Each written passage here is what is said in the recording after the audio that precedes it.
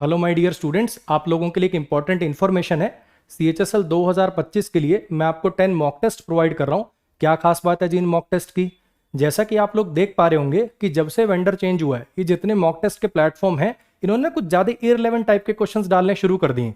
तो मेरी कोशिश ये है कि आपको एग्जाम ओरिएंटेड मॉक टेस्ट मिल जाए, जिसका जो लेवल है वो बहुत ज़्यादा ऊटपटांग भी ना हो, बहुत ईजी भी ना हो। जो लेवल आप पेपर में एक्सपेक्ट कर सकते हो, उस लेवल के मॉक टेस्ट आपको मिल जाए। ठीक है जी। इसके अलावा इसमें मैंने खास ध्यान दिया है क्लोज टेस्ट पैराजंबल इस वाले पोर्शन के ऊपर, क्योंकि ये वाला पोर्शन ना, इसका लेवल थोड़ा सा इंक्रीज हुआ है तो बच्चा इससे काफी परेशान रहता है। उसके लिए मैंने क्या किया है, आपके पेपर में तो 25 ही क्वेश्चन आने हैं, लेकिन मैंने 30 क्वेश्चन के मॉक टेस्ट बनाए ताकि मैं इन पोर्शन के क्वेश्चन कुछ एक्स्ट्रा डाल सकूं। इन मॉक टेस्ट को आपको अटेम्प्ट कैसे करना है, कॉपी पेन लेके बैठिए, 1 से 30 तक अपनी नंबरिंग करिए। ठीक है, वीडियो को प्ले करिए, स्लाइड पे आपको क्वेश्चन दिखेगा। हालांकि मैंने वीडियो के अंदर भी टाइम दिया है, फिर भी अगर आपको लगे किसी क्वेश्चन में आपको एक्स्ट्रा टाइम चाहिए तो वीडियो को पॉज कर दो, है ना। रिकॉर्डेड वीडियोस हैं सारी की सारी, वीडियो को आपने पॉज कर दिया, उस क्वेश्चन को आपने अटेम्प्ट कर लिया, अपना आंसर आपने मार्क कर दिया। फिर मैं आपको डिटेल्ड एक्सप्लेन करता हुआ नजर आऊंगा उस क्वेश्चन को। सारे क्वेश्चन चाहे क्लोज टेस्ट के हों, पैराजंबल के हों, ग्रामर के हों, उसकी आपको डिटेल्ड एक्सप्लेनेशन वीडियोस के थ्रू भी साथ साथ मिल रही है इसके अंदर। ठीक है जी। अच्छा, अपना जो स्कोर है वो आप कमेंट्स में डाल सकते हैं ताकि आप अपनी प्रोग्रेस को ट्रैक कर पाएं। इसके अलावा अगर आपको कोई नई वोकैब मिलती है, ग्रामर का कोई नया कॉन्सेप्ट मिलता है, उसको भी कमेंट में टाइप कर सकते हैं। है क्या चीज़ ना, जैसे ही अभी आपने मॉक टेस्ट अटेम्प्ट किया, उसके अंदर कोई नई वोकैब मिली, आप सोचोगे मैं इसको डायरी में बाद में नोट कर लूंगा, रह जाती हैं वो चीज़ें। वहीं की वहीं कमेंट में टाइप कर दिया हाथ की हाथ, उस जो चीज़ आपको नहीं मिली आपने टाइप कर दी, तो उसकी याद रहने की प्रोबेबिलिटी बढ़ जाती है। ठीक है, अपना स्कोर कमेंट्स में डाल सकते हैं, कोई नई वोकैब डाल सकते हैं, कोई नया ग्रामर का रूल मिले वो भी डाल सकते हैं। ठीक है, इसकी मैं एक प्लेलिस्ट भी क्रिएट कर दूंगा ताकि आप लोगों को वीडियोस को ढूंढने में परेशानी ना हो। ठीक है, और ये जो चीज़ है, ये मतलब अभी जस्ट शुरू हो रही है, कहने का मतलब आप डायरेक्ट अभी इसके बाद जो वीडियो देखेंगे उसके अंदर आप मॉक टेस्ट अटेम्प्ट करेंगे। आप सभी को ऑल द बेस्ट। बताइए इसमें ज़रा क्या आएगा।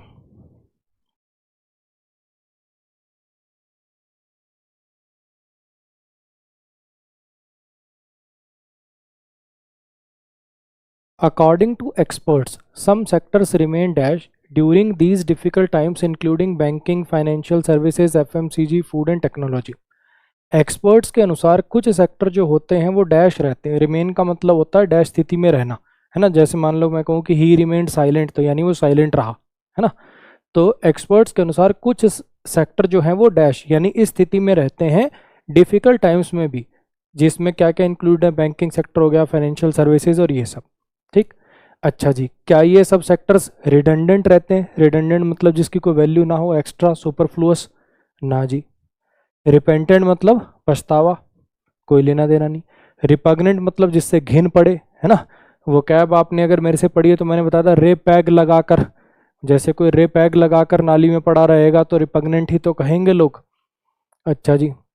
रेजिलिएंट का मतलब क्या होता है? रेजिलिएंट मतलब जिसके ऊपर अगर कुछ नेगेटिव भी हो ना तो वापस वो अपने आप को रिकवर कर ले। जैसे रबड़ होता है ना, अपना इलास्टिक होता है, ऐसे खींचते हो, खींच तो गया, लेकिन जैसे आप छोड़ोगे वापस वो अपनी पोजीशन को रिटेन कर लेगा। तो अगर कोई पर्सन या कोई चीज़ रेजिलिएंट है तो अगर उसके साथ कुछ बुरा भी होता है, वो एक टाइम के लिए नेगेटिव जाती भी है तो फिर वापस पॉजिटिव हो जाती है। तो आंसर आएगा जी आपका डी। इसमें बताइए जी क्या आएगा।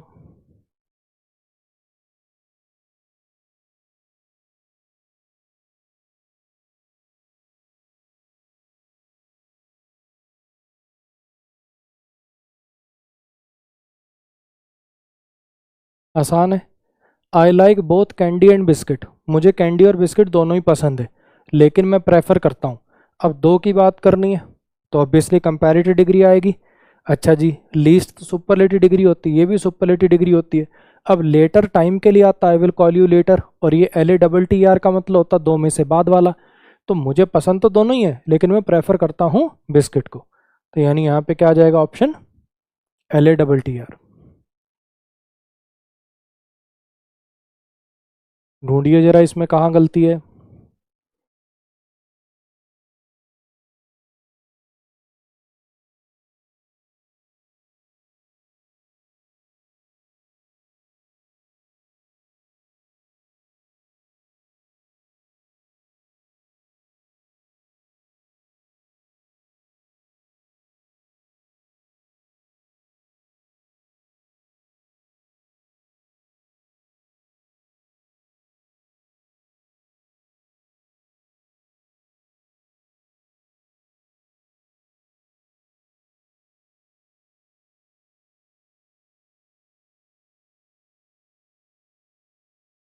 हाँ जी। अब इसके अंदर पहले सेंटेंस में कुछ लोगों को गलती लग सकती है, while working on her art projects ऐसा लिखना चाहिए। She enjoys listening to music, उसे पसंद है म्यूजिक सुनना, while working on her art projects. बात एक ही है बच्चे, वाइल वर्किंग ऑन लिख दो का मतलब भी है जब वो काम करती है, और वाइल शी वर्क्स ऑन लिख दो उसका भी मतलब वही होता है। देखो वाइल शी वर्क्स ऑन कौन सा, ये प्रेजेंट डेफिनेट है, हैबिचुअल एक्शन है, यानी उसे ये काम करना पसंद है जब वो ये काम करती है, यही मतलब है। और वाइल वर्किंग लिखोगे उसका भी यही मतलब है। तो दोनों ही स्ट्रक्चर ग्रामेटिकली ठीक है, इसमें कोई दिक्कत नहीं है। अच्छा जी, इसमें तो मुझे नहीं लगता किसी को कोई गलती लगी होगी, इसमें कुछ गलती लग रही होगी। काफियों को लग रहा होगा सर एक क्लोज पास्ट में एक क्लोज प्रेजेंट में ऐसा कैसे हो गया। एंड कंजंक्शन लगी है भैया, एंड एक कोऑर्डिनेट कंजंक्शन होती है, और कोऑर्डिनेट कंजंक्शन में वो मेन क्लॉज सब क्लॉज वाला फंडा नहीं होता, मीनिंग के अनुसार चलते हैं टेंस। तो मेरे पेरेंट्स ने पिछले हफ्ते एक नई गाड़ी खरीदी थी, ठीक है, मेरे पेरेंट्स ने पिछले हफ्ते एक नई गाड़ी खरीदी थी। अच्छा जी, इसमें सारे लेटेस्ट फीचर हैं। अब मान लो आप अपने दोस्त के पास आए हो, मेरे पेरेंट्स ने पिछले हफ्ते, मान लो गाड़ी वहीं खड़ी है, ठीक है, मेरे पेरेंट्स ने गाड़ी पिछले हफ्ते खरीदी थी, इसमें सारे लेटेस्ट फीचर है। तो खरीदने का काम तो पास्ट का है, लेकिन इसमें सारे लेटेस्ट फीचर हैं, ये फैक्ट है, ये प्रेजेंट डेफिनेटिव बोला जाएगा। तो यहाँ पर वो ऐसा कुछ फंडा नहीं है कि ये पास्ट में तो ये पास्ट में होना जरूरी है। दिक्कत इसके अंदर जी बी पार्ट के अंदर थी, कंपनीज प्रॉफिट्स, ठीक।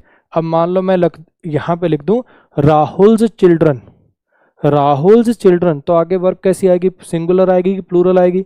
राहुल तो पजेसिव केस में लिख दिया ना, सब्जेक्ट तो चिल्ड्रन हो गया, तो वर्ब प्लूरल आएगी, हाँ के ना, क्योंकि चिल्ड्रन प्लूरल है। ऐसे ही कंपनी के हिसाब से वर्ब नहीं आएगी, वर्ब आएगी प्रॉफिट्स के हिसाब से जो कि प्लूरल है, तो वर्ब कैसी आएगी, प्लूरल आएगी। तो यहाँ पे क्या लिखना पड़ेगा, हैव इंक्रीज्ड लिखना पड़ेगा।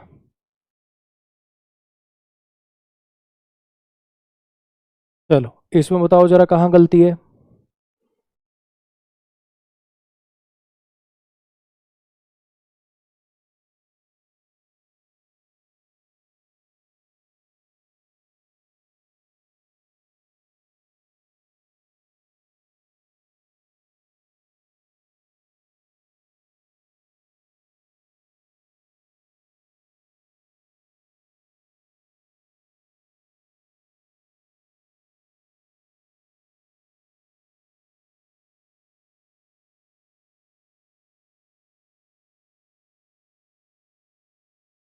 हाँ जी, और इसके अंदर कहीं कोई गलती आपको नजर नहीं आई होगी, ये हो सकता है थोड़ा सा पढ़ने में आपको अजीब लग रहा है। देखो ये दोनों में तो गलतियां दिखी नहीं होंगी। उसने एक्सीडेंटली पाया कि जो डेस्क क्लॉक थी, जो टेबल के ऊपर रखी हुई टाइप की घड़ी थी, वो अपने पेंडुलम को स्विंग नहीं कर रही थी, यानी ऐसे उसने अपना पेंडुलम डिड नॉट, उसने अपना पेंडुलम स्विंग नहीं किया। तो इसमें भी कोई गलती यहाँ पर नहीं है, ठीक। ये हैपनिंग वर्ब की तरह से यूज हो रहा है, कहीं सोचो घड़ी अपना पेंडुलम थोड़ी खुद हिलाएगी, है ना, स्विंग यहाँ पर हैपनिंग वर्ब की तरह से यूज हो रहा है, तो इसमें कोई दिक्कत नहीं। दिक्कत यहाँ पर ये है, आपने नाउन चैप्टर में पढ़ा होगा फॉर्मूला फॉर्मूले, है ना, फॉर्मूला सिंगुलर और फॉर्मूले प्लूरल है। सिंगुलर काउंटेबल नाउन, एक फॉर्मूला 10 फॉर्मूले 20 फॉर्मूले काउंट कर सकते हो ना इनको। तो सिंगुलर काउंटेबल नाउन से पहले कोई ना कोई डिटर्मिनर आपको लगाना पड़ता है, काउंटिंग को शो करने वाला वर्ड लगाना पड़ता है, या पोजेशन वगैरह बनाओ, कुछ ना कुछ तो करो। तो यहाँ पे सेंटर को डिवाइस करना चाहिए, यानी बनाना चाहिए एक ट्रांसपेरेंट फार्मूला। एक हिंदी में भी आपको पढ़ने में उनको एक ट्रांसपेरेंट फार्मूला बनाना चाहिए, और इंग्लिश में आपको समझ आ गया होगा कि यहाँ पे एक आर्टिकल की रिक्वायरमेंट है। सिंगुलर काउंटेबल नाउन बिना इसके नहीं आ पाएगा। फार्मूला नाउन है, ट्रांसपेरेंट एडजेक्टिव है, इसलिए आर्टिकल इससे पहले लगाया है। जैसे आप डायरेक्टली ये नहीं लिख पाओगे he bought big house, he bought big house नहीं लिख पाओगे, house house is countable, singular countable है तो आर्टिकल लगाना पड़ेगा, he bought a big house करना पड़ेगा आपको। इसमें बताइए।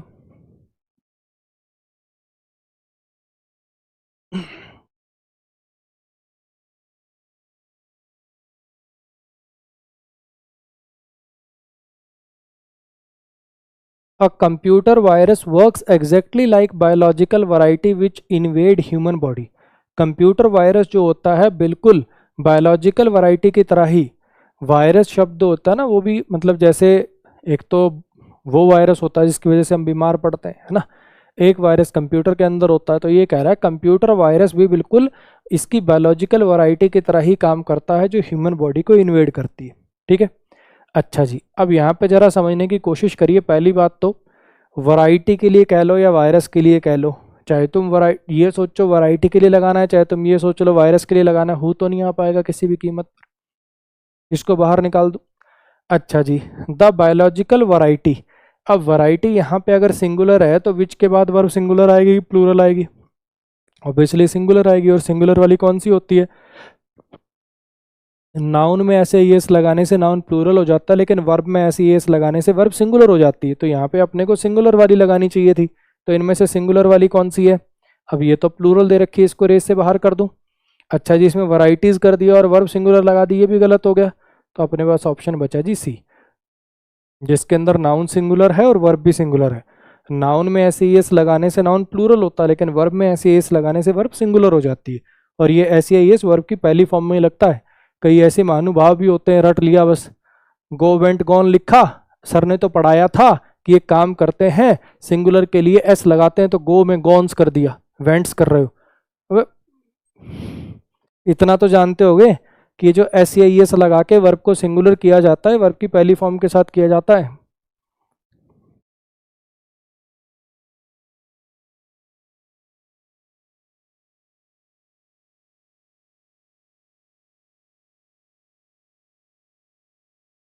हाँ जी, meeting my teacher after 10 years. अपने टीचर से, मेरे टीचर से 10 साल के बाद मिलना, ये एक कभी ना भूलने वाला मोमेंट था मेरे लिए। ये एक ऐसा मोमेंट था जिसको मैं कभी ना भूल पाऊँ, ऐसा मोमेंट था। तो इसके लिए, इस मीनिंग को देने के लिए क्या एडजेक्टिव बोलोगे? फॉरगॉटन, भूला हुआ मोमेंट था। हाँ जी, ये एक, अगर मैं कहूँ कि ये एक ऐसा मोमेंट था जिसे मैं कभी ना भूल पाऊँ, that was always, that I will always treasure, मतलब जिसको मैं हमेशा अपने दिल में संभाल के रखूंगा, हमेशा इसकी कीमत समझूंगा। तो इसके लिए क्या वर्ड लगाना चाहिए अपने को? हाँ जी, यह एक अनफॉरगेटेबल मोमेंट था। कैसा मोमेंट था? अनफॉरगेटेबल, जिसे भुलाया ना जा सके, ऐसा मोमेंट था।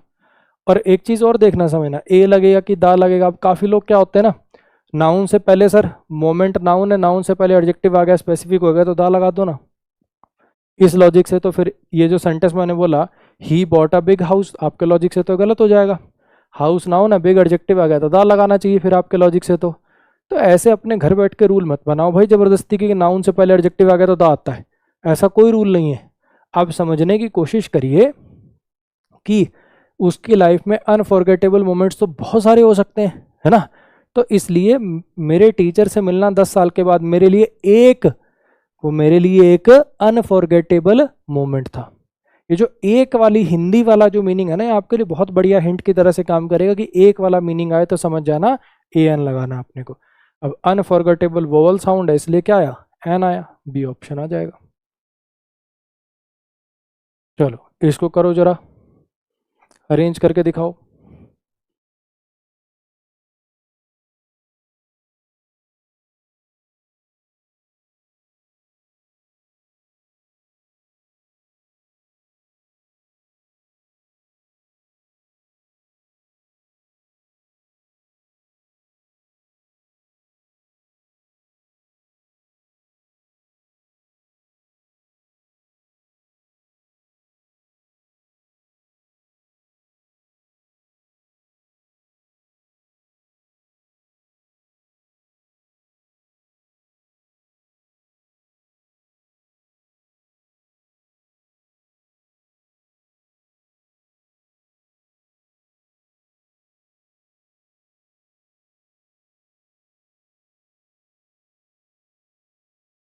हाँ जी, करें शुरू। नीडिंग डो यानी आटा गूंदना। आटा गूंदना और रोटियां बेलना बहुत आसान होता है वीट के आटे के साथ बजाय कि मिलेट फ्लोर के साथ। ठीक है, ये जो मिलेट फ्लोर होते हैं, जैसे अपने जो नहीं बाजरा ज्वार, इन सब के आटे की अगर रोटी गूंदने की कोशिश करते हो टफ पड़ती है थोड़ी। ठीक है, reason, the reason millets are not first choice either of the consumer और द प्रोड्यूसर। कारण इस बात का ये है कि भैया मिलेट्स जो है वो ना ही कंज्यूमर की पहली चॉइस है, ना ही प्रोड्यूसर की पहली चॉइस है। यानी ना तो फसल उगाने वाला उनको मेनली उगाना चाहता, ना ही कंज्यूमर है उसके कोई खास। अब ये किसी बात का कारण दे रखा है, ऑब्वियसली ये रोटी गूंदने वाले इस बात का तो कारण है नहीं, ये किसी और चीज़ का कारण है। यूनाइटेड स्टेट्स ने इंडिया के इनिशिएटिव की वजह से डिक्लेयर कर दिया 2023 को इंटरनेशनल ईयर ऑफ मिलेट्स। ठीक, अच्छा जी। दिस इवन एज इंडिया की खुद की जो प्रोडक्शन है, इनकी ज्वार बाजरा रागी और इन सब की जो खुद की प्रोडक्शन है वो कम हो गई है, 23-24 मिलियन से लेकर कम होकर 18-19 से 20 मिलियन टन हो गई है पिछले 4 से 5 दशक में। अब इसका है ये कारण, प्रोडक्शन इतनी से इतनी हो गई। क्यों? क्योंकि भैया ये कंज्यूमर और प्रोड्यूसर की फर्स्ट चॉइस नहीं है, प्रायोरिटी उनकी नहीं है। यानी एस के बाद क्यू आएगा, एस के बाद क्यू आ रहा हो, एस के बाद क्यू आ रहा हो। लो जी, ऑप्शन बन गया अपना। यूनाइटेड नेशंस ने इंडिया के इनिशिएटिव पे इसको ये डिक्लेयर किया है, जबकि देखा जाए तो इंडिया के इनिशिएटिव पे यूएस तो इसको इंटरनेशनल ईयर ऑफ मिलेट्स घोषित कर रहा है और इसकी खुद की प्रोडक्शन अपने इंडिया में कम होती जा रही है। कारण उसका ये है, ये फिर एक्स्ट्रा स्टेटमेंट है लास्ट में। इसको करके दिखाओ।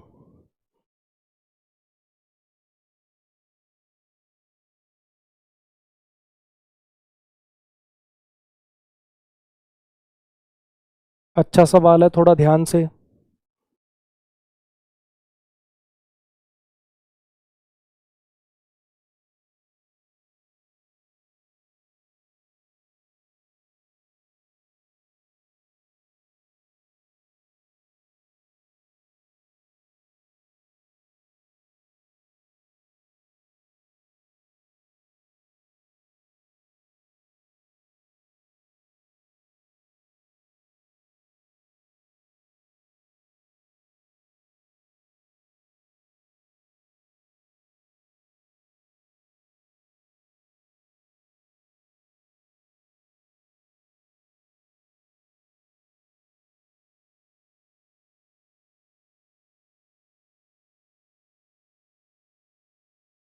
हाँ जी, अर्ली डेज जो थे स्पेस फ्लाइट के वो बहुत ज़्यादा डेंजरस थे और कहीं ज़्यादा एक्सपेंसिव थे आज के कंपैरिजन में।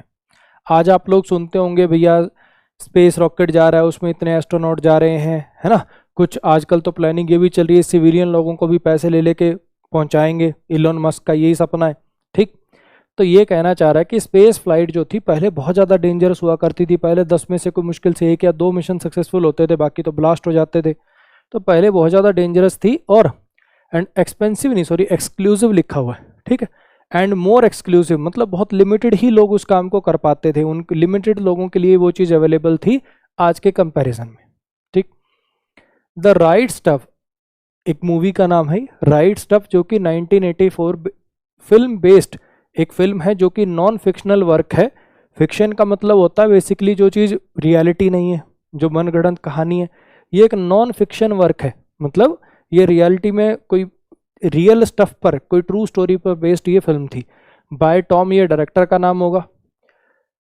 Went a long way in cementing the reputation of astronauts. इस फिल्म ने बहुत ज़्यादा काम किया, बहुत पक्का किया, रेपुटेशन बनाई एस्ट्रोनॉट्स की उन लोगों के, ऐसे लोगों के तौर पर जो पुश करते हैं एनवेलप को।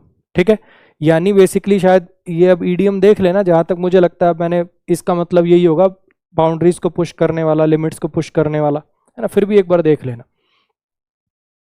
2022 में यूरोपियन स्पेस एजेंसी ने has taken its own landmark step, इसने खुद का अपना एक लैंडमार्क स्टेप लिया। It takes a special kind of man to volunteer for a suicide mission. एक स्पेशल टाइप के आदमी की जरूरत होती है जो कि एक सुसाइड टाइप के मिशन के लिए वॉलंटियर करे, आगे कहीं हाँ भी मैं जाऊंगा। Says one of the characters, ऐसा कहना था वन ऑफ द कैरेक्टर्स का, specially when it's on national TV, खास करके जब वो नेशनल टीवी पर चल रहा हो। ठीक है, क्योंकि सारा ब्रॉडकास्ट वगैरह करते थे ना यूएस वाले, तो पूरा ऐसे रॉकेट लॉन्च हो रहा है, लोग जा रहे हैं, ये वो सारी चीज़ें। तो अब ये बात तो आपको समझ में आ गई होगी कि यहाँ पे मूवी की बात हुई है और इसके कैरेक्टर ने ही बात बोली है। तो इतनी बात आपको समझ में आई कि क्यू के बाद एस आएगा, हाँ कि ना। क्यू के बाद एस आएगा, ढूंढो कहाँ क्यू के बाद एस, इन दो में आ रहा है, यानी ये दो ऑप्शन तो रेस से बाहर कर दूं, हाँ कि ना। अब अपने को देखना है कि कौन सा वाला अपन अरेंज करें, इन दो को पहले, पी आर को पहले लेके आए कि क्यू एस को पहले लेके आए। अब इतना आप देख पा रहे होगे कि इसमें फिल्म 1984 की और यहाँ पे आगे की बात हो रही है। तो अगर क्रोनोलॉजिकल ऑर्डर में मैं इसको अरेंज करूँगा तो ऑप्शन अपने पास आ जाएगा ये वाला। हालांकि क्लोज है, हालांकि क्लोज है। बहुत मन कर रहा होगा पी से शुरुआत करने की, कि ये ऐसी स्टेटमेंट है जहां से शुरुआत करने का बड़ा मन करता है। ये स्टेटमेंट ही अपने आप में ऐसी है ना। लेकिन अब अपने पास कोई चारा नहीं है, क्योंकि अगर उसको शुरू करूंगा और इसको बाद में लेके जाऊंगा तो दोनों आपस में अटैच नहीं होंगे। इस पे आ जाइए। इसको शुरू करने से पहले ही बता दूं, जिन बच्चों ने मॉक टेस्ट अटेम्प्ट किया था, गलती से स्टाफ ने जब पैनल पे इसको डाल रहे थे तो ऑप्शन इसका गलत सेलेक्ट कर दिया था, ठीक है। वो मैंने पैनल पे ठीक करा भी दिया है। ऑप्शन मॉक टेस्ट में गलती से गलत डल गया था, अब वो ठीक करा दिया गया है। देखो जरा आप इसको।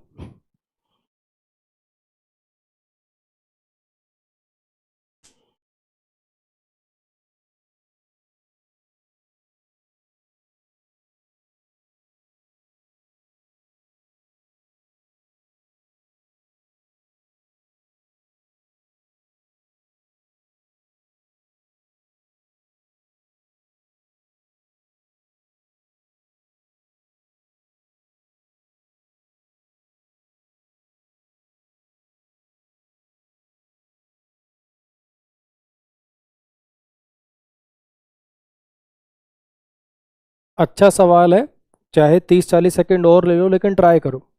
थोड़ा कंफ्यूजिंग भी है, ट्राई करो।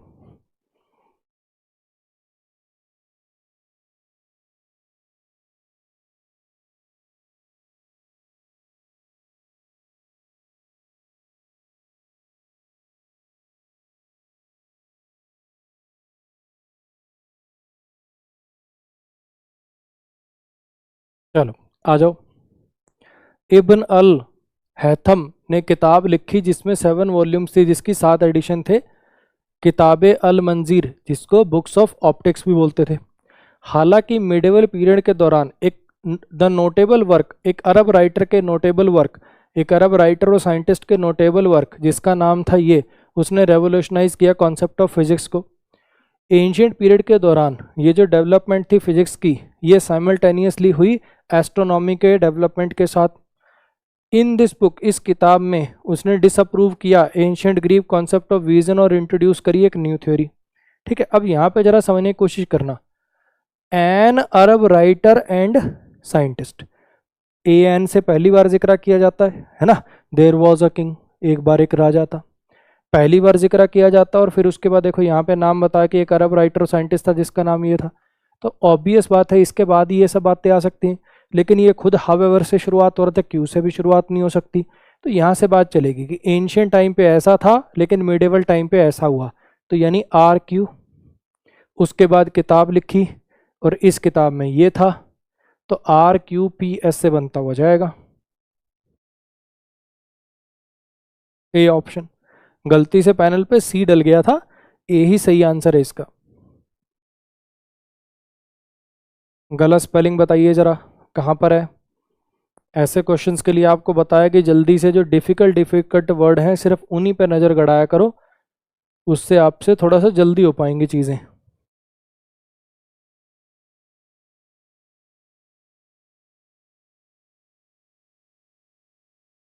हाँ जी, कौन से वर्ड की स्पेलिंग गलत लग रही है। पॉइजनस की स्पेलिंग गलत है जी। इसमें बताइए जरा कौन से वर्ड की स्पेलिंग गलत है। ये वाला तो आसान ही है। प्रिसीजन की स्पेलिंग गलत है। एक्टिव पैसिव का सवाल आ गया, करिए ज़रा इसको।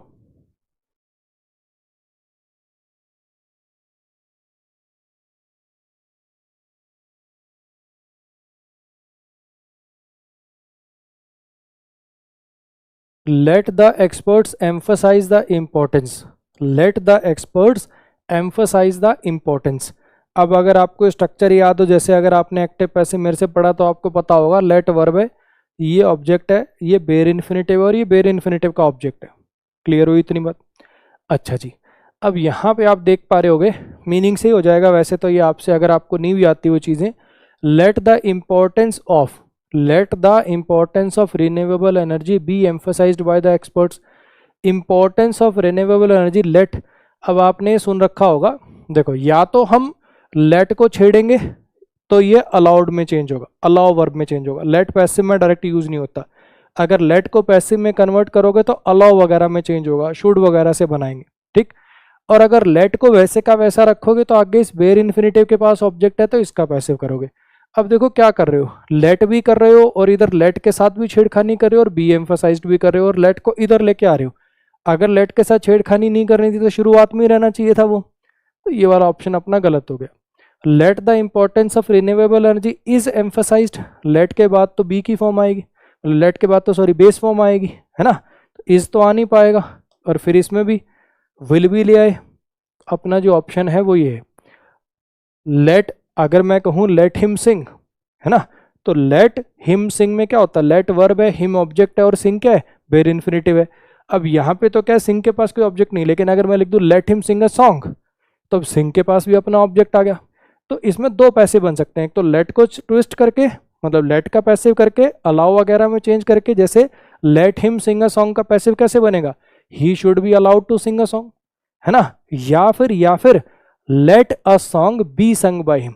अरे ये बात समझ में, सिंग के पास अपना ऑब्जेक्ट है इसलिए उसको भी चेंज कर सकते हो, ऐसा इसमें किया, एम्फसाइज का पैसिव कर दिया यहाँ पे और लेट को एज इट इज छोड़ दिया। इसमें बताइए जरा।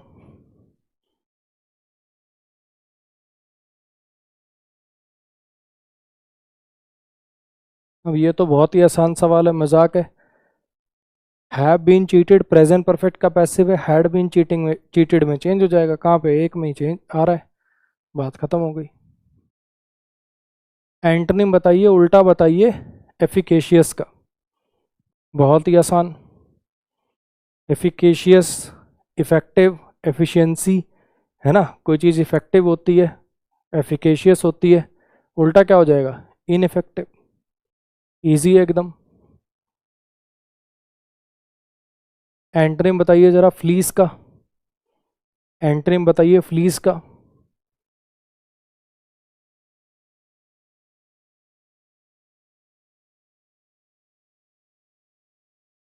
डिफ्रॉड का मतलब क्या होता है, किसी के साथ फ्रॉड करना, to get money illegally from a person, है ना। फ्रॉड नाउन होता है, डिफ्रॉड वर्ब होती है। इफ़ यू डिफ्रॉड समबडी और सम ऑर्गेनाइजेशन, यानी आपने उनके साथ एक फ्रॉड कर दिया। विलीफाई का मतलब होता है बेसिकली किसी की निंदा करना, किसी के खिलाफ बुरी चीज़ें कहना। अच्छा, सीड का मतलब क्या होता है, किसी चीज़ पर अपना कब्जा कर लेना या किसी चीज़ को अपने कब्जे में ले लेना। टू गिव समबडी, सॉरी दे देना, ठीक है, सीड समथिंग टू समबडी यानी कंट्रोल दे देना किसी चीज़ का, ले लेना नहीं, दे देना। To give somebody control of something, give them the power. Enrich का मतलब क्या होता है, किसी चीज़ की क्वालिटी वगैरह को इंप्रूव करना, उसमें कुछ डाल के, उसमें कुछ ऐड करके। तो फ्ली का मतलब भी ना डिफ्रॉड जैसा होता है। फ्ली का मतलब भी होता है किसी से कुछ चीज़ ले लेना। इसको ऐसे याद कर लो, चोर वगैरह क्या होते हैं, लेके चीज़ों उसको भागते हैं। फ्ली मतलब क्या होता है, भागना। तो फ्लीज कर रहे हो तो आप किसी कोई चीज़ लेके भाग रहे हो, ऐसे करके याद कर सकते हो इसको। अब इसका उल्टा बताना है, ठीक है। उल्टा क्या हो जाएगा इसका, एनरिच। फ्लीज का मतलब किसी से कुछ लेना और एनरिच मतलब किसी चीज़ में कोई चीज़ ऐड करना, डालना। सिनोनिम बताइए जरा इसका।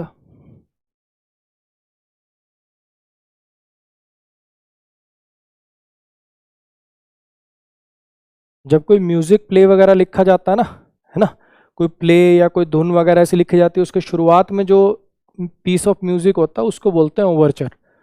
जैसे यही मीनिंग प्रील्यूड का है, short piece of music specially introduction of a larger piece of music. कोई बहुत बड़े गाने से पहले जो छोटा म्यूजिक की धुन होती है, प्ले वगैरह से पहले होती है, उसको बोलते हैं ओवरचर या प्रील्यूड। कैप्चर कर लेना, किसी को बंदी बना लेना, डिसेंड नीचे जाना, क्लोजर खत्म करना, किसी चीज को बंद करना, ये तो आपको पता ही है, इजी वर्ड है। इसका सिनोनिम बताइए जी।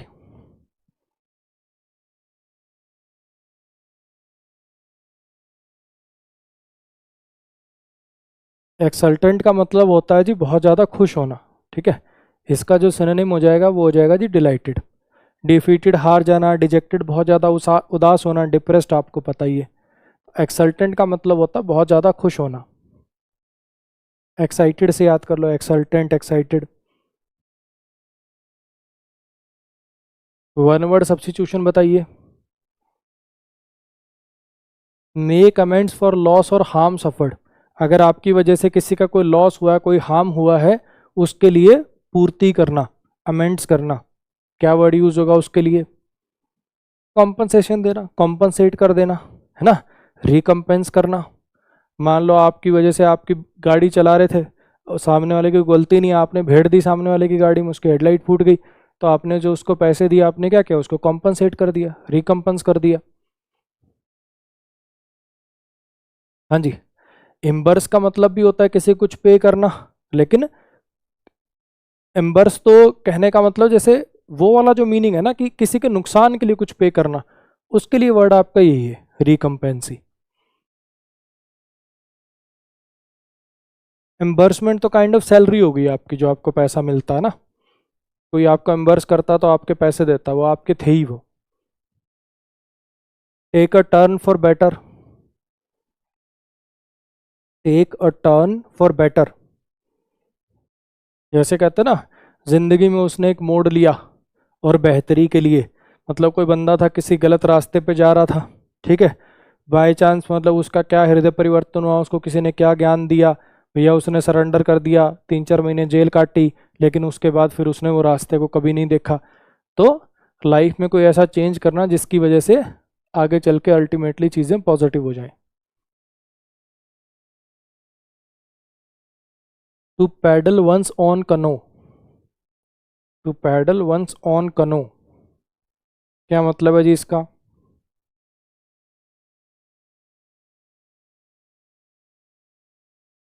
नो का मतलब होता है बोट, ठीक है, अपनी बोट को खुद ही पैडल करना, कोई और नहीं पैडल करने आएगा, अपनी बोट के लिए खुद ही चप्पू चलाना, खुद पर ही डिपेंड करना।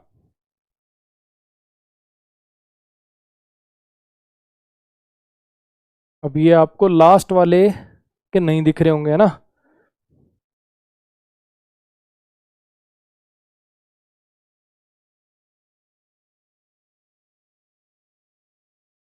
25 का बी ऑप्शन है प्रिवेलेंट, 25 का बी ऑप्शन है प्रिवेलेंट, और ये सी ऑप्शन है, मैं यहाँ लिख देता हूँ, ठीक है।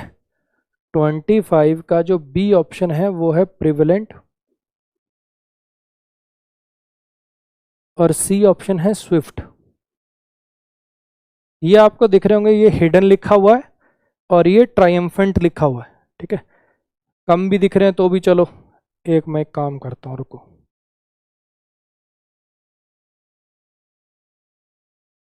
लो, आप दिख जाएंगे। 25 का ए है ट्रायम्फेंट, बी है प्रेवलेंट, सी है स्विफ्ट और डी है हिडन। करो इसको जरा।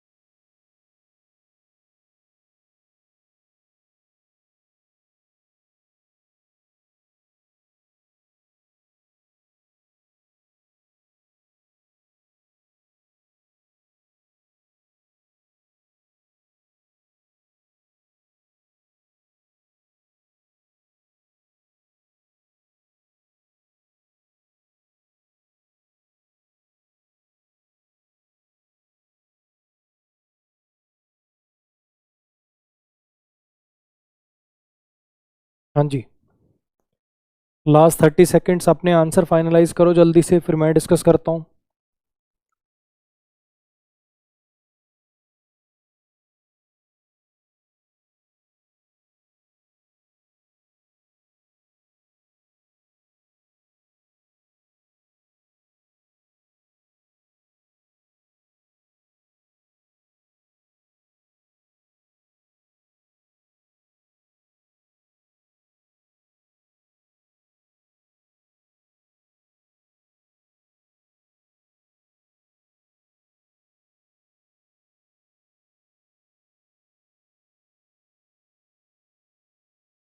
चलो जी, करें डिस्कस।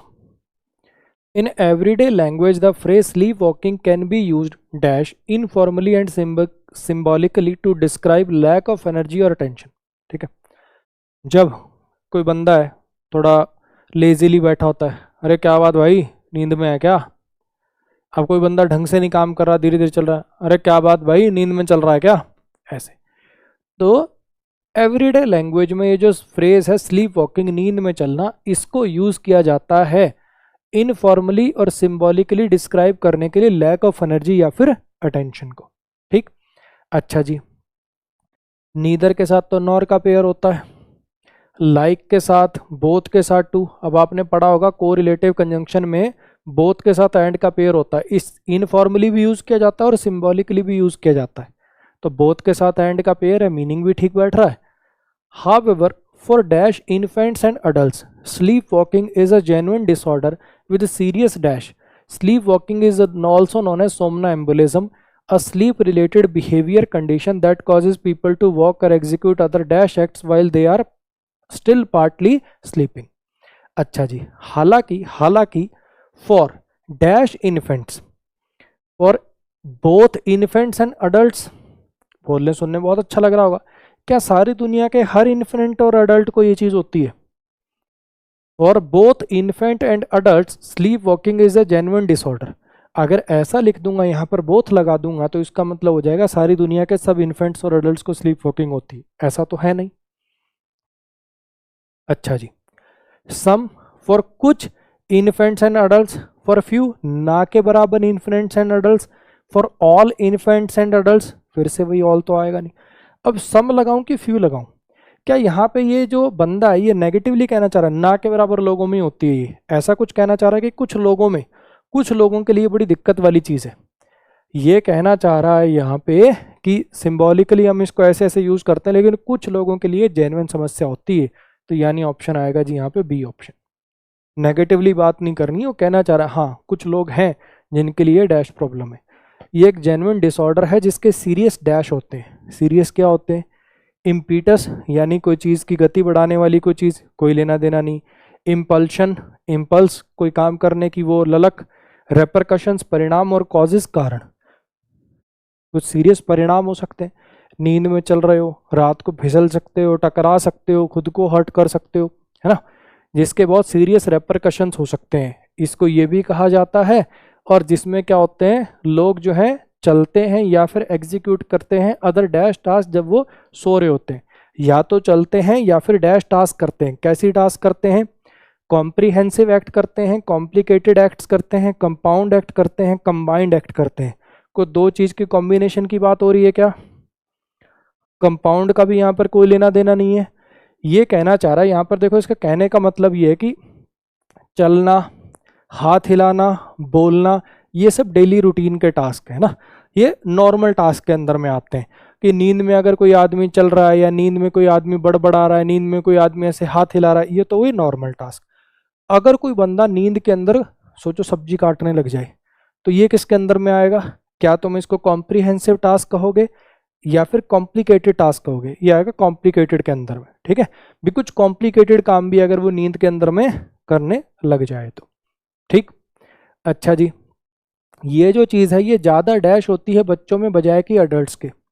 ज़्यादा क्या होती है? ज़्यादा ट्रायम्फेंट, जीतने वाली होती है। ज़्यादा प्रिवेलेंट होती है, ज़्यादा पाई जाती है। स्विफ्ट मतलब तेज, ज़्यादा तेज होती है। ज़्यादा हिडन होती है, कि ज़्यादा प्रिवेलेंट है, बच्चों में ज़्यादा पाई जाती है अडल्ट्स के मुकाबले।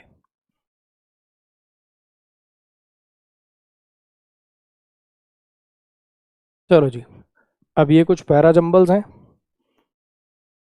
डरना नहीं है, ठीक है। चाहे 1 मिनट पूरा ले लिया करो, 1.5 मिनट ले लो, 2 मिनट ले लो, वीडियो पॉज करके देख लो, लेकिन करो, हिम्मत मत हारो बस।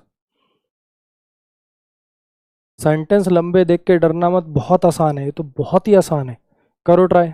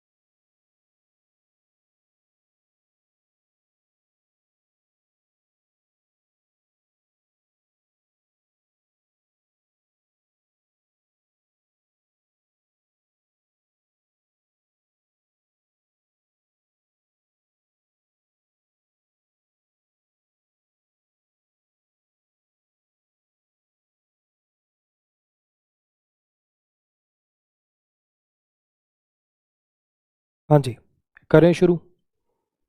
I am बेयरली living he told me on a warm night in June last year. मैं ना के बराबर ही जिंदा हूँ, मतलब बेयरली लिविंग मतलब ना के बराबर ही जिंदा हूँ, ऐसा उसने मुझसे कहा एक वार्म नाइट को जून में last year. Ever since a back injury, 23 साल पहले एक बैक इंजरी हुई। Pain has been eating away, वो जो दर्द है वो खाता जा रहा है काश की लाइफ को। उसकी वजह से उसका करियर गया, रिलेशनशिप गई, मोबिलिटी गई और इंडिपेंडेंस गई। अब 55 साल का जो काश है वो अपनी सिस्टर के साथ फैमिली में यहाँ यहाँ रहता है, ओकेजनली ये चीज़ें करता है। ठीक। फिलिप्स कास, यहाँ पे लिखा हुआ जी पूरा नाम, ठीक है, यहाँ पे लिखा हुआ कास, यहाँ पे फिलिप्स कास, यहाँ पे कास और यहाँ पे ही। शुरुआत कहाँ से होगी बताने की जरूरत नहीं है, एस से। एस के बाद पी आएगा दोनों ऑप्शन में, ये भी उसने हमारी दुविधा खत्म कर दी। फिलिप्स कास जो है वो 90% अपना दिन बेड पर लेटे लेटे बिताता है। अच्छा जी, वो मील भी ऐसे पड़े पड़े ही अपने पेट पर प्लेट वगैरह रख के खाता है, टीवी वगैरह देखता है कभी कभार, क्योंकि रीडिंग उसके लिए स्ट्रेसफुल है। ठीक। उसके बाद पी आया, ऐसा उसने मुझे कहा था कि मैं ना के बराबर ही जिंदा हूँ। अब आप बताओ कि कौन सा कहाँ पे लगाएं, क्यों पहले लगाएं कि ये पहले लगाएं। आपको नहीं लगता कि पहले ये कारण बताएगा कि ऐसा क्यों हो रहा है, यहाँ पर इसको कारण बताना चाहिए, फिर एंडिंग में कि अब वो 55 साल का हो गया, वो यहाँ यहाँ ऐसे ऐसे ऐसे ऐसे रहता है, ये बेटर रहेगा। तो क्यू आर जाएगा, यानी ऑप्शन आएगा जी अपना बी। चलो इसको करके दिखाओ जरा। बस 4-5 मिनट की बात हो रहा है, हिम्मत मत हारो। अब इतनी देख लिए क्लास तो बाकी भी देखो, करो इसको।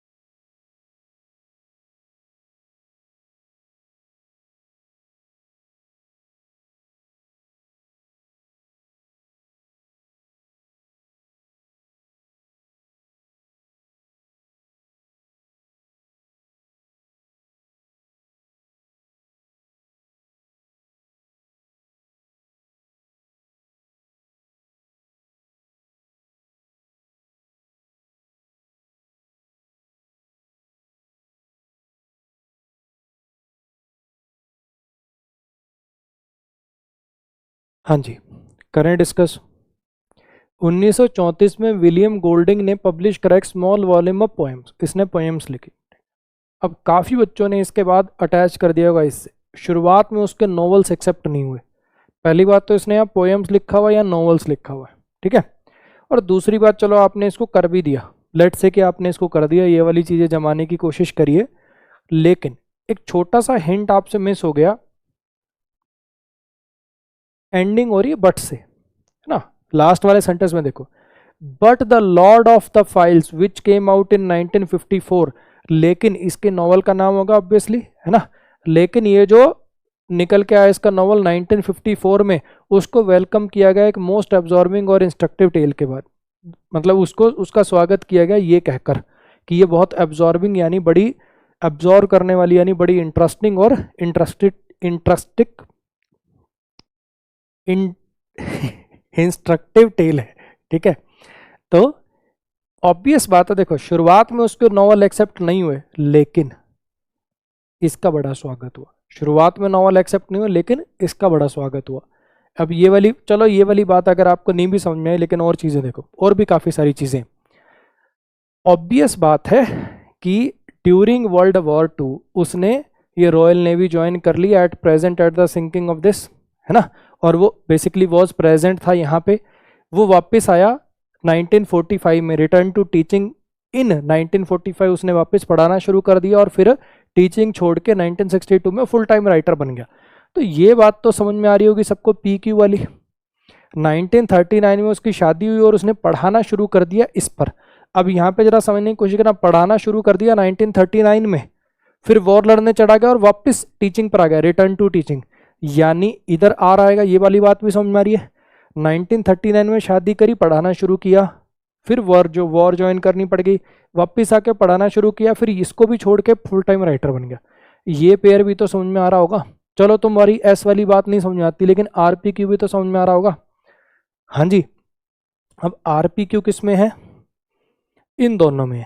अब आपको समझ में आ रही होगी वो वाली बात कि अगर आपने आरपी या शुरुआत में एस लिख दी तो फिर ये क्यू के बाद ये लाइन कैसे एंडिंग होगी, सोचो। यहाँ पे इसने शुरुआत, यहाँ पे फुल टाइम राइटर बन गया, लेकिन ये अटैच हो सकता है क्यू के बाद S6 आ सकता है, सोचो। नहीं आ सकता ना, ये S6 आ सकता है सिर्फ S के बाद, यानी ऑप्शन आएगा ये। बढ़िया सवाल कहूंगा मैं इसको करके दिखाओ जी।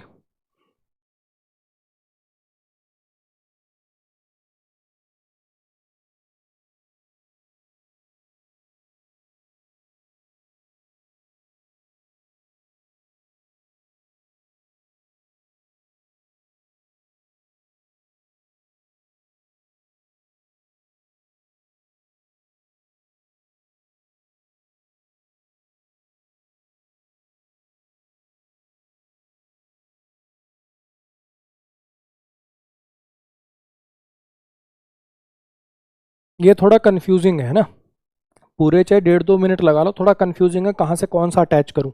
एक ही हिंट है इसमें, वो पकड़ना बहुत जरूरी है। करो ट्राई।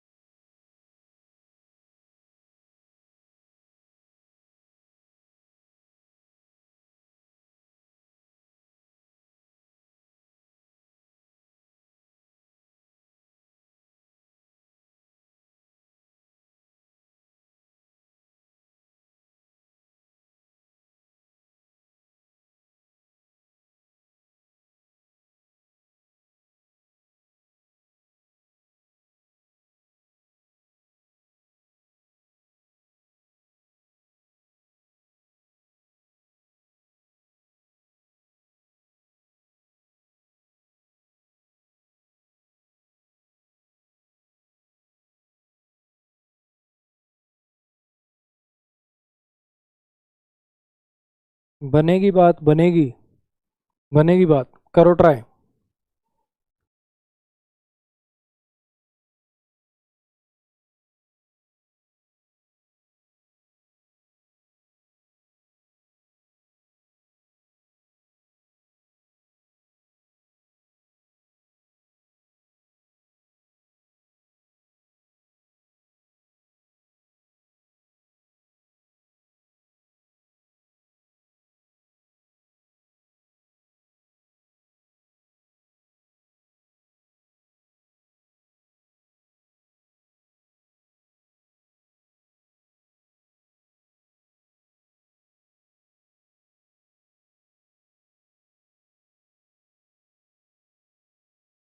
चलो जी, आ जाओ, करें शुरू। In its 1994 judgment in the Ismail Faruqi case had upheld the validity of Ayodhya Act. In its, अब ऑब्वियस बात है कोर्ट के लिए यूज हुआ होगा ये। 1994 के जजमेंट में इस केस में हैड अपहेल्ड, उन्होंने अपहेल्ड किया है वैलिडिटी ऑफ अयोध्या एक्ट को। इस वर्ब को अब कोई सब्जेक्ट चाहिए, ये चीज नोटिस करी आपने, इन प्रीपोजिशन है, जजमेंट इसका ऑब्जेक्ट है, अगर आप देख पा रहे हो ये इसका ऑब्जेक्ट है, ये इसका ऑब्जेक्ट है, ये जो वर्ब है इसको सब्जेक्ट चाहिए। इतनी बात क्लियर है। ये जो प्रेजेंट पिटीशन है ये फाइल हुई है, ये जो प्रेजेंट पिटीशन है फाइल हुई डिस्पाइट द फैक्ट, इस फैक्ट के बावजूद कि कॉन्स्टिट्यूशन बेंच, ये जो प्रेजेंट पिटीशन है ये फाइल हुई है इस फैक्ट के बावजूद कि कॉन्स्टिट्यूशन बेंच। अब आप देख पा रहे हो डिस्पाइट द फैक्ट दैट, ये दैट कंजंक्शन है, की वाला मतलब है। अब ये कॉन्स्टिट्यूशनल बेंच, ये कॉन्स्टिट्यूशन बेंच ये सब्जेक्ट है। अब इसके आगे इसको वर्ब चाहिए। अब हो रहे हैं अटैच। जो प्रेजेंट पिटीशन है ये फाइल हुई है इस फैक्ट के बावजूद कि कॉन्स्टिट्यूशन बेंच ने अपने इस जजमेंट में अपहेल्ड किया था अयोध्या वर्डिक्ट को, अयोध्या एक्ट को, इसके बावजूद ये फाइल हुई है, यानी क्यू के बाद पी आएगा। इतनी बात आती है समझ में। अच्छा जी, an alternative dispute resolution mechanism for resolution of the dispute between the parties except for the, अब यहां पे जरा समझना, उन्होंने अपहेल्ड करी थी validity of Ayodhya act, Ayodhya act की वैलिडिटी को अपहेल्ड किया था, यानी जो अयोध्या एक्ट में लिखा है वही ठीक है, इस चीज को छोड़कर, एक्सेप्ट फॉर द सबसेक्शन, इस सबसेक्शन को छोड़कर जो मैंडेट करता है abatement of all the pending this without providing for, क्या चीज प्रोवाइड किए बिना, ऑल्टरनेटिव डिस्प्यूट रेजोल्यूशन। ऑब्वियस बात है फॉर प्रीपोजिशन के बाद कुछ ना कुछ तो आएगा, तो एस के बाद आर आएगा, यानी क्यू पी एस आर से बनेगा। अच्छा सवाल था भाई ये भी। पैरा जंबल थोड़े से टफ हैं इस सेट के, तो रोने वोने मत लग जाना। इसको करके दिखाओ।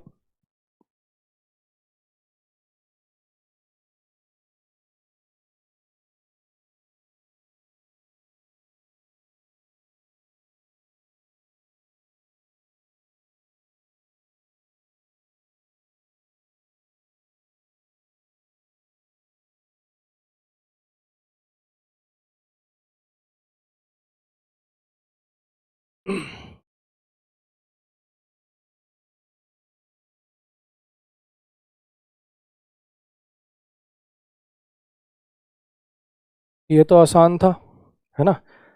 यूक्रेन के फर्स्ट डेप्यूटी फॉरेन मिनिस्टर, यहाँ पूरा नाम लिखा हुआ है, ठीक। ये आएंगे इंडिया, इंडिया में इनके साथ मीटिंग करेंगे। ये वाला नहीं भाई, ये पहली मीटिंग है, ये भी जुड़ सकता है ना। भी शुरुआत तो यहाँ पे सबसे पहले ये होगी कि वो आएंगे, ठीक है। अच्छा जी, ये फर्स्ट ऑफिशियल विजिट होगी ईस्ट यूरोपियन कंट्री की जब से ये रशियन इन्वेजन शुरू हुआ है, ठीक। इनसे मिलेंगे और लास्ट में ऐसा एक्सपेक्ट किया जा रहा है कि भैया जाते जाते मोदी जी को भी न्योता दे के जाएंगे कि आप भी यूक्रेन आओ। आर पे एंडिंग होगी, ठीक। तो एस से शुरू हो आर पे एंडिंग हो, है ऐसा कोई ऑप्शन, एस से शुरू हो आर पे एंडिंग हो, तो बचे ये वाले दोनों ऑप्शन। अब अपने को इन दोनों में भी देखना है, तो मेरे हिसाब से यार ये वाला आना चाहिए कि ये पहली विजिट है, एस क्यू वाला बी ऑप्शन वही है, ठीक है। ये वाला मार्क करना पड़ेगा अपने को। सबसे पहले वो आएंगे, ठीक। फिर बताया जाएगा कि ये जो विजिट है ये इंपॉर्टेंट क्यों है, इसलिए इंपॉर्टेंट है क्योंकि भैया इतने टाइम में कोई विजिट नहीं हुई जब से रशिया यूक्रेन वॉर शुरू हुआ है, उसके बाद से पहली विजिट है। अच्छा जी, फिर इनसे मिलेंगे और जाते जाते पीएम को भी इनवाइट करते जाएंगे कि आप भी आओ। आज के लास्ट क्वेश्चन पर आ जाइए।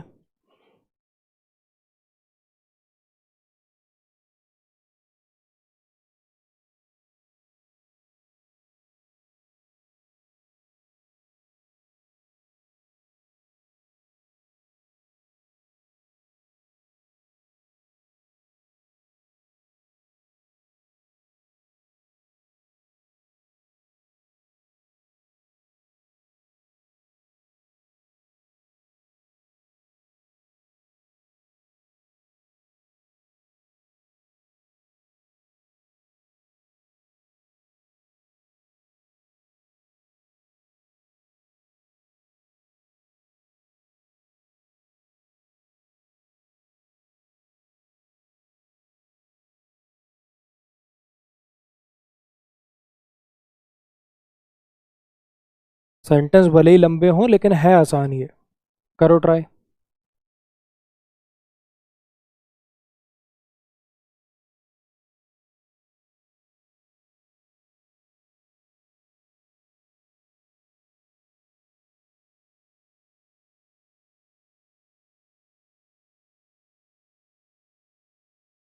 सारे ऑप्शन देखो, या तो आर से शुरू कर सकते हो, एस से शुरू कर सकते हो। 50% ऑफ द पॉपुलेशन आज भी डिपेंडेंट है एग्रीकल्चर पर, आज भी डिपेंडेंट है एग्रीकल्चर पर। Indian civilisation one of the oldest civilisation है वर्ल्ड की, और इंडियन एग्रीकल्चर भी उसी एज का है। एंशियंट इंडियन फार्मर जो थे वो बहुत रिच हुआ करते थे, क्योंकि एग्रीकल्चर जो था बहुत एडवांस और प्रेस्टिजियस ऑक्यूपेशन था उस टाइम पर। तो ऑब्वियस बात है, पहले आर आएगा कि पहले एस आएगा? ऑब्वियस है कि पहले आर से शुरुआत करनी पड़ेगी, एस कैसे आ जाएगा? पहले तो ये दो तो करो सीधे सीधे रेस से बाहर। अब इतनी बात समझ में आ गई कि आर एस तो जाएगा ही इकट्ठा। अच्छा जी, यहाँ पे लिख रखा है कि इंडिया के ट्रेडिशन, कस्टम, रिलीजन, उन पर बहुत एडवर्स इफेक्ट आया भैया। किन चीज़ों का? ये फॉरेन इन्वेजन वगैरह का, बाकी देशों के जो रूलर्स आए यहाँ पर, जो गुलाम बनाए उसका। और फ्रीडम अचीव करने के बाद ऐसा हुआ।